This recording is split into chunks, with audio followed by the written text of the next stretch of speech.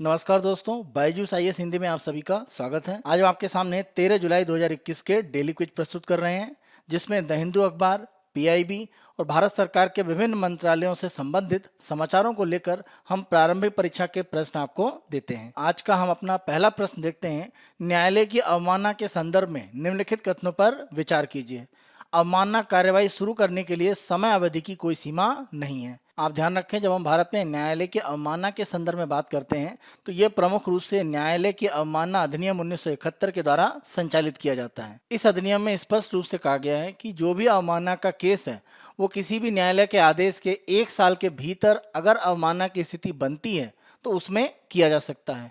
यानी 1 साल के बाद की समय की स्थिति के लिए अवमानना की स्थिति नहीं बनती है। यानी अगर अवमानना की कार्यवाही को प्रारंभ करना है तो 1 साल के अंदर अंदर जो भी आदेश दिया गया है उसके संदर्भ में वो कार्यवाही प्रारंभ हो सकती है। तो ये जो कहा गया है कि समय अवधि नहीं होती है, ऐसा नहीं है। तो पहला कथन आपका गलत है। दूसरा, सर्वोच्च न्यायालय आपराधिक अवमानना का संज्ञान स्वयं के प्रस्ताव पर या महान्यायवादी या सॉलिसिटर जनरल द्वारा लाए गए प्रस्ताव पर ले सकता है। आप ध्यान रखें, न्यायालय की अवमानना अगर हम देखें तो 2 प्रकार से ली जाती है, एक दीवानी रूप में और दूसरी आपराधिक रूप में। तो अगर हम सर्वोच्च न्यायालय में देखें तो आपराधिक रूप से अवमानना का जो संज्ञान है वो सर्वोच्च न्यायालय स्वयं ले सकता है। सर्वोच्च न्यायालय के न्यायाधीश सर्वोच्च न्यायालय के जो भी निर्णय हैं उनके खिलाफ अगर किसी तरह से तथ्यों को ऐसे पेश किया जाता है कि पूरी स्थिति विवादास्पद हो जाती है और सर्वोच्च न्यायालय की गरिमा एक तरह से खतरे में बनती है, तो ऐसी स्थिति में सर्वोच्च न्यायालय स्वयं में आपराधिक स्थिति के अनुसार इस न्यायालय की अवमानना का संज्ञान ले सकता है, या महान्यायवादी या सॉलिसिटर जनरल का प्रस्ताव हो तब भी वह संज्ञान ले सकता है। तो दूसरा सही है। तीसरा, किसी भी अवमानना कार्यवाही में सत्य एक वैध बचाव हो सकता है यदि ऐसा बचाव सार्वजनिक हित में हो और बचाव का आह्वान करने का अनुरोध प्रामाणिक है। यहाँ पर यह स्वीकार किया गया है कि अगर कोई अवमानना की गई है और उसके खिलाफ ये प्रमाण दिया जाता है कि ये एक तरह से सत्य रूप में कहा गया है और इसके कारण एक तरह से सार्वजनिक हित की स्थिति बनती है, तो अगर ये कारण सिद्ध होते हैं तो किसी भी तरह की न्यायालय की जो अवमानना है उसको अंतिम रूप में रद्द किया जा सकता है। तो सत्य एक तरह से प्रमुख एक वैध बचाव यहाँ पर स्वीकार किया गया है अगर हम न्यायालय की अवमानना अधिनियम 1971 की बात करें। तो तीसरा स्टेटमेंट यहाँ पर आपका सही है। दूसरा तीसरा सही है, तो आंसर आपका है सी, केवल 2 और 3। यह प्रश्न हमने इसलिए लिया है क्योंकि दिल्ली जल बोर्ड के द्वारा सुप्रीम कोर्ट में यह एक शिकायत की गई है कि हरियाणा के खिलाफ न्यायालय की अवमानना का एक केस प्रारंभ किया जाना चाहिए। सुप्रीम कोर्ट के द्वारा यमुना के जल को पेयजल के लिए दिल्ली के द्वारा उपयोग करने के संबंध में एक निर्णय दिया गया, जिसमें हरियाणा से यह कहा गया था कि जो वजीराबाद का रिजर्वायर है वहां पर पानी की जो स्थिति है उसको फुल कैपेसिटी में बनाकर रखना होगा। तो इसका पालन नहीं हो रहा है। इसी संबंध में दिल्ली जल बोर्ड चाहता है कि सुप्रीम कोर्ट हरियाणा के खिलाफ न्यायालय की अवमानना का केस प्रारंभ करे। आज का दूसरा प्रश्न देखते हैं। लाल चंदन या रेड सैंडर्स के संदर्भ में निम्नलिखित कथनों में से कौन सा या कौन से सही है। यह पश्चिमी घाट के लिए स्थानिक है। तो ध्यान रखें, पश्चिमी घाट नहीं, ये पूर्वी घाट के प्रमुख क्षेत्रों में एक तरह से स्थानिक है और प्रमुख रूप से आप देखें तो आंध्र प्रदेश के क्षेत्रों में यह सबसे प्रमुखता से पाया जाता है। इसका चिकित्सा में उपयोग होता है। उसके अलावा चीन में इसका काफी बड़े पैमाने पर इसकी मांग है, तो इस कारण से अवैध रूप में इसकी बहुत ज्यादा स्मगलिंग की जाती है और यही कारण है कि IUCN के द्वारा इसको अपनी जो रेड डाटा लिस्ट है उसमें एंडेंजर्ड या खतरे में होने वाली प्रजातियों की श्रेणी में डाला गया है। तो यहाँ पर आपका पहला कथन गलत है, लेकिन दूसरा सही है, एंडेंजर्ड प्रजाति है। तो यहाँ पर आंसर आपका है बी, केवल 2 सत्य है। यह प्रश्न हमने आपसे इसलिए पूछा है क्योंकि लगभग 6.2 करोड़ का रेड सैंडर्स को सीज किया गया है आंध्र प्रदेश में पुलिस के माध्यम से। तो ये दिखाता है कि अवैध रूप में इसका अभी भी कितने बड़े पैमाने पर स्मगलिंग की जाती है। और IUCN की अगर हम रेड लिस्ट में देखें तो ये अभी एंडेंजर्ड यानी खतरे में या संकटापन्न प्रजाति की श्रेणी में बना हुआ है। आज के हम तीसरे प्रश्न को देखते हैं। निम्नलिखित कथनों पर विचार कीजिए। बादल फटने की घटना में अत्यधिक वर्षा होती है जो केवल थोड़े समय के लिए होता है और प्रकृति में अत्यंत स्थानिक है। यहाँ पर आप ध्यान रखें, जब हम बात करते हैं बादल फटने की घटना तो 10 सेंटीमीटर या अधिक वर्षा अगर प्रति घंटे एक तरह से हो जाती है और 10 बाई 10 किलोमीटर का अगर क्षेत्र हो और वहां पर यह वर्षा हो जाए तो हम एक तरह से बादल फटने की घटना कह सकते हैं। आप भारत के संदर्भ में देखें तो हमारे यहाँ औसत वर्षा का जो स्तर है वो 116 सेंटीमीटर है अगर हम पूरे वर्ष की बात करें औसत रूप में। इस आंकड़े को अगर हम देखें तो बादल फटने की घटना का अनुमान आप ऐसे लगा सकते हैं कि किसी भी जगह पर 1 घंटे में 10 से 12% जो वार्षिक वर्षा होती है अगर हो जाती है तो हम बादल फटने की घटना एक तरह से मान लेते हैं। कम समय के अंदर अत्यधिक वर्षा होने की एक स्थिति को दर्शाता है। तो यहाँ पर पहला पॉइंट आपका सही है। दूसरा, बादल फटने की घटना आमतौर पर गरज के साथ घटित होती है। तो ध्यान रखें, जो बादल फटने की घटना में अगर हम देखें तो गरज के साथ बिजली का चमकना, ये घटना भी देखी जाती है। तो ये जो दूसरा पॉइंट है सही है, बादल फटने की घटना में आमतौर पर इसको देखा जाता है। तीसरा अगर हम पॉइंट देखें, बादल फटने की घटना सिर्फ पहाड़ों और पहाड़ी इलाकों में घटित होती है। ध्यान रखें, ये कथन पूरी तरह से सही नहीं है, क्योंकि इस तरह की घटना मैदानी क्षेत्रों में भी हो सकती है, लेकिन पहाड़ी क्षेत्रों में जब ये घटना होती है तो वहां पर नुकसान बड़े पैमाने पर होता है, क्योंकि पहाड़ी क्षेत्र है, चाहे हम मार्ग की बात करें या घरों की बात करें, उन्हें ज़्यादा नुकसान होता है। तो इसीलिए इस तरह के बादल फटने की घटना बड़े पैमाने पर पहाड़ी क्षेत्रों में नोट की जाती है या उनको एक तरह से वहां पर दर्ज किया जाता है। मैदानी क्षेत्रों में सामान्य तौर पर इसको आसानी से दर्ज नहीं किया जाता, क्योंकि इससे बड़े वैसे नुकसान नहीं देखे जाते। तो ये बड़ा अंतर यहाँ पर ये रहता है। पहाड़ी क्षेत्रों में अगर हम देखें तो ढलानों के साथ गर्म हवा के ऊपर एक तरह से उठने से बादल निर्माण की घटना प्रमुख रूप से हो रही होती है, तो वहां पर बादल फटने की संभावनाएं काफी ज्यादा होती हैं। लेकिन ये कहा जाए कि सिर्फ वहीं पर होती है तो ये स्टेटमेंट गलत है। तीसरा स्टेटमेंट आपका गलत है, पहला और दूसरा सही है, इसीलिए आंसर आपका बी, केवल 1 और 2। यहाँ पर यह प्रश्न हमने आपसे इसलिए पूछा है क्योंकि हिमाचल प्रदेश में अगर हम मैक्लोडगंज के क्षेत्र की बात करें तो वहां पर बादल फटने की घटना हुई है। अगले प्रश्न को हम देखते हैं, निम्नलिखित कथनों में से कौन सा या कौन से सही है। ठंडी शीतोष्ण महाद्वीपीय साइबेरियाई जलवायु का अनुभव केवल उत्तरी गोलार्ध में होता है। दूसरा, ठंडी शीतोष्ण पश्चिमी मार्जिन ब्रिटिश प्रकार जलवायु साल भर पश्चिमी पवनों के प्रभाव में रहती है। इन दोनों प्रश्नों को अगर हम देखें तो इसके लिए प्रमुख रूप से मैप में एक तरह से स्थितियों को आपको देखना होगा। इस प्रकार की जलवायु अगर हम देखें तो प्रमुख रूप से पूर्वी पश्चिमी बड़े विस्तार वाले जो स्थलीय भाग है वहां पर प्रमुख रूप से है, जैसा आपका उत्तर अमेरिका के क्षेत्रों में और साथ साथ आपके यूरेशिया के क्षेत्र की अगर हम बात करें, यानी एशिया का भाग और ये यूरोप का भाग, तो प्रमुख रूप से यहाँ पर ये देखा जाता है।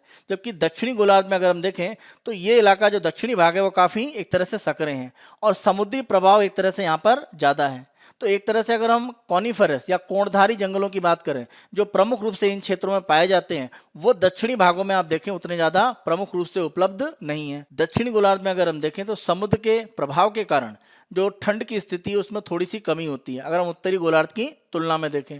दूसरा, जो कोणधारी जंगल है यानी कॉनिफेरस फॉरेस्ट का भाग है, उनकी स्थिति भी यहाँ पर काफी कम है।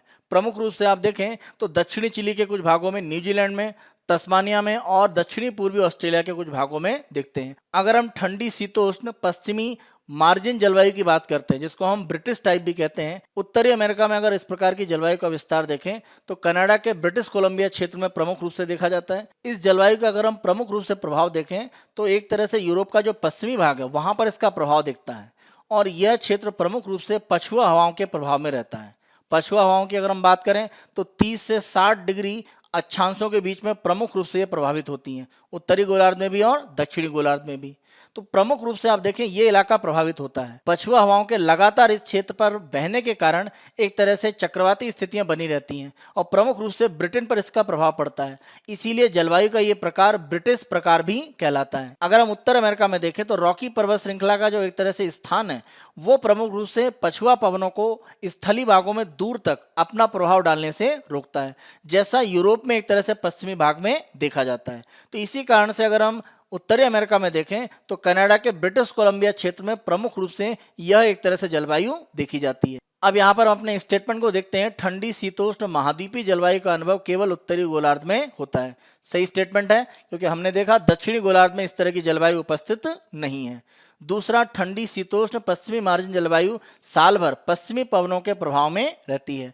तो हमने देखा ये क्षेत्र और साथ साथ ये पश्चिमी एक तरह से जो पछुआ पवन होती हैं उनके प्रभाव क्षेत्र में रहते हैं। तो दूसरा स्टेटमेंट भी यहाँ पर आपका सही है, दोनों सही है। आंसर आपका सी, दोनों सत्य हैं। यह प्रश्न हमने आपसे इसलिए पूछा है क्योंकि एक हीट वेव है, ये यूएसए और कनाडा का जो पश्चिमी भाग है उसके भाग को प्रमुख रूप से एक तरह से प्रभावित कर रही है और माना जा रहा है इस कारण से बड़े पैमाने पर वहां पर एक तरह से जंगलों में आग भी लग रही है। जैसा आप देख सकते हैं डेली क्विज के अपने दूसरे भाग में हम सिविल सेवा की प्रारंभिक परीक्षा में जो विगत वर्ष में प्रश्न पूछे गए होते हैं वो हम आपसे पूछते हैं। आज हमने 2015 का प्रश्न यहाँ पर लिया है। प्रश्न को हम देखते हैं, कलमकारी चित्रकला संदर्भित करती है और आंसर आपका है ए। दक्षिण भारत में सूती वस्त्र पर हाथ से की गई चित्रकारी।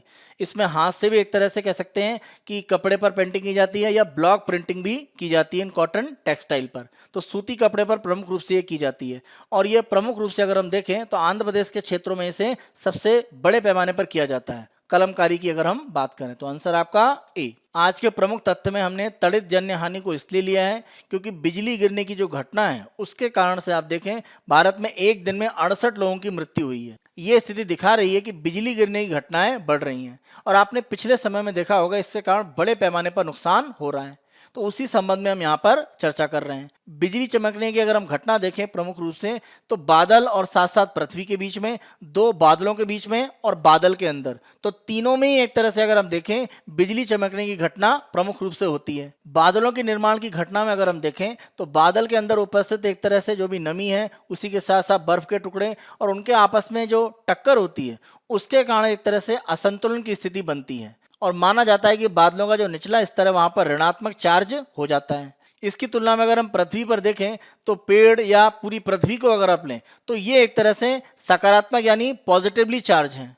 तो निगेटिव चार्ज एक तरह से बादलों के निचले स्तर पर और पॉजिटिव चार्ज एक तरह से आपका पृथ्वी के भाग में। तो ये प्रमुख रूप से आवेश के प्रवाह को एक तरह से बनाता है और यही बिजली के एक तरह से चमकने की प्रमुख स्थिति को दर्शाता है। बिजली चमकने की सामान्य घटना अगर हम देखें तो एक ऋणात्मक चार्ज आगे की ओर बढ़ता है यानी पृथ्वी की तरफ, तो इसे हम स्टेप्ड लीडर बोलते हैं जो इलेक्ट्रॉन आगे बढ़ रहा होता है।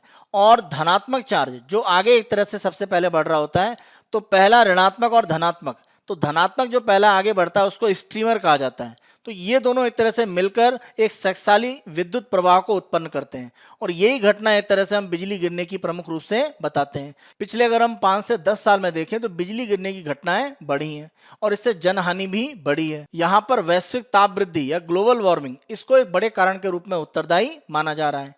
आप देखें जैसे जैसे CO2 एटमॉस्फेयर में बढ़ता है भूमि की सतह गर्म हो रही है क्योंकि ज़्यादा एक तरह से जो हीट पृथ्वी से जा रही है वो CO2 ब्लॉक कर रहा है और एक तरह से जो तापमान है पृथ्वी का वो बढ़ रहा है। पृथ्वी की सतह के गर्म होने से एक तरह से गर्म हवा के ऊपर की ओर जो फ्लो होने की स्थिति है वो बढ़ती है और ये स्थितियां बादलों के निर्माण के लिए एक सकारात्मक स्थिति बनाती हैं और बादलों का निर्माण की स्थिति बिजली उत्पन्न होने की घटना के साथ में ही जुड़ा हुआ है। तो ये प्रमुख रूप से एक तरह से माना जाता है कि जो पृथ्वी का तापमान बढ़ रहा है वो एक रूप में उत्तरदायी है। माना जाता है कि वायुमंडल में अगर CO2 की स्थिति दोगुनी बढ़ जाती है तो बिजली के जो तूफान है उनकी स्थिति हो सकता है कि हमें कम दिखाई पड़े, लेकिन जो मजबूत तूफान है यानी तूफानी स्थितियों में वृद्धि हो जाती है 25% उनकी क्षमता में या उनकी तीव्रता में।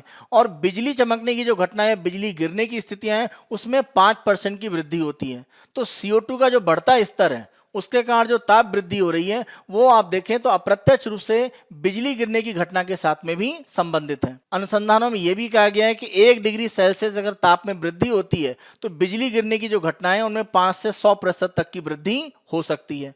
वैश्विक तापमान में आप देखें हर डिग्री सेल्सियस यानी लगभग 2 डिग्री फ़ारेनहाइट की जो वृद्धि है उसमें बिजली चमकने की घटनाओं में 12% की वृद्धि होगी। इस सदी के अंत में अगर हम देखें तो 50% अधिक हो जाएगा बिजली चमकने की घटनाओं में और ऐसी स्थिति में बिजली गिरने की संभावनाएं भी बढ़ जाती हैं। आप ध्यान रखें भारी वर्षा और तूफान में जो ऊर्जा का एक स्थिति होती है वातावरण में वो प्रमुख रूप से जल वाष्प की मात्रा से संबंधित है और जैसे जैसे पृथ्वी का तापमान बढ़ रहा है नमी की स्थिति भी एक तरह से बढ़ रही है। ये हमारा 13 जुलाई 2021 का डेली क्विज था। आने वाले दिनों में अन्य दिनों के डेली क्विज हम आपको इसी तरह से प्रस्तुत करते रहेंगे। बायजूस IAS हिंदी को आप बहुत पसंद कर रहे हैं, अधिक से अधिक संख्या में लाइक शेयर और सब्सक्राइब करें। धन्यवाद।